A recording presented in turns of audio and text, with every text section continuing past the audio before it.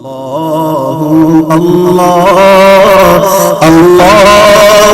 اللہ۔ اسلام میں حکم یہ ہے کہ جب جہاد ہوا، لڑائی ہوئی، دشمن کے مرد بھی قبضے میں آئے، عورتیں بھی قبضے میں آئیں، اب آپ کے پاس کتنے آپشن ہیں؟ یا تو ان کو چھوڑ دو ایسے ہی، تو پھر پکڑا کیوں تھا جب چھوڑنا ہی تھا آپ نے؟ وہ جنگ اور لڑائی کا فائدہ کیا جب ان کو ایسے ہی چھوڑنا تھا آپ نے؟ دوسرا آپشن آپ کے پاس یہ ہے کہ ان کو جیل کی سلاخوں کے پیچھے ڈال دو، جیسے ڈالا جاتا ہے۔ اور آپ صدیوں تک جیلوں کے حالات ذرا یوٹیوب پہ سرچ کر کے دیکھ لیں، جاپان کے جیلوں میں کیا ظلم ہوتا تھا، یورپ کے جیلوں میں کیا ہوتا تھا قیدیوں کے ساتھ، کیونکہ وہ آپ کے کچھ لگتے تھوڑی ہیں جو آپ ان کو کھلاؤ گے خربوزے صبح شام۔ ایسے ایسے ان قیدیوں پہ یہ جو آج کل بڑی ویکسینیشن اور دوائیں ایجاد ہوئی ہیں نا، جو ہم کھا رہے ہیں، ڈپریشن کا علاج ہو رہا ہے، یہ پہلے جنگی قیدیوں پہ تجربے کیے گئے ہیں اور انتہائی اذیت ناک موت سے ان کو دوچار کیا گیا ہے۔ بڑے بڑے جنگی قیدیوں پہ دنیا تجربے کرتی رہی ہے۔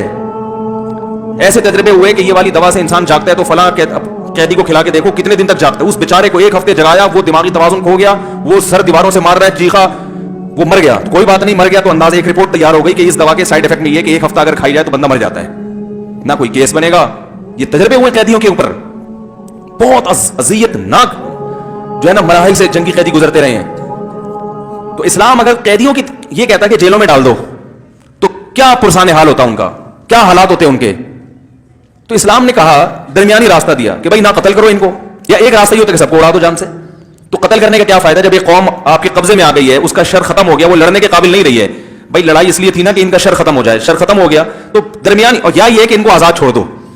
تو آزاد جب ان کو چھوڑیں گے اس طریقے سے تو مغلوب قوم کو انسان کبھی بھی فطری طور پر اپنے جیسا مقام دینے کے لیے تیار نہیں ہوتا، نہ ان عورتوں کو دے گا نہ ان مردوں کو دے گا۔ درمیان کا راستہ کہ ان کا بھی فائدہ ہے اور جو مجاہدین ہیں ان کا بھی فائدہ، کہ مجاہدین میں بانٹ دی جائے، بھئی یہ تم لے لو، یہ تم لے لو، اب یہ تمہارا غلام ہے، اس کا سارا خرچہ تمہارے اوپر اور اس کے ذمہ تمہاری خدمت۔ یہ کانسیپٹ ہے غلام کا، یہ بہترین حل تھا جنگی قیدیوں کا اس زمانے میں۔ اور اسی میں جب باندیاں دی جائیں گی تو یہ عجیب بات ہے، ایک باندی کسی کے حوالے کر دی مگر اس کو ریلیشن قائم کرنے کی اجازت نہیں ہے، جبکہ وہ اس کی لگتی کچھ بھی نہیں، اس سے معاشرے میں زنا پھیلے گا۔ تو اس کو حق دے دیا کہ بھئی جو زوجہ کے ساتھ ریلیشن ہے وہ اس کے ساتھ کر سکتے ہو، لیکن اس کا ساری زندگی نان نفقہ تمہارے ذمہ، اس سے جو اولاد ہوئی تم اس کے باپ ہوگے، اور اس کو کوئی دوسرا آدمی ہاتھ، یہ پبلک پراپرٹی نہیں ہے۔ تو میں نے کہا بھائی اس کے علاوہ آپ کے ذہن میں اگر کوئی اور ایسا حل ہے جو اسلام کو اس وقت اختیار کرنا چاہیے تھا تو پلیز آپ بتا دیں۔ تو ہم پھر یہ کہیں گے کہ یار اسلام کی توجہ اس طرف کیوں نہیں گئی تو اس کا مطلب یہ خدائی مذہب نہیں ہے، کوئی حل نہیں ہے کسی کے پاس۔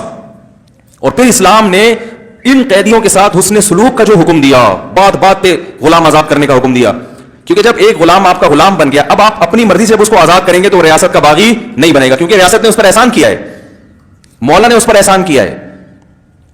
جس باندی کی اولاد ہو جائے اس کو بیچا نہیں جا سکتا، کیونکہ اب وہ مولا کے مرنے کے بعد آزاد ہی ہوگی۔ قسم کھا کے آپ نے توڑ دی، کفارہ کیا ہے؟ غلام آزاد کرو۔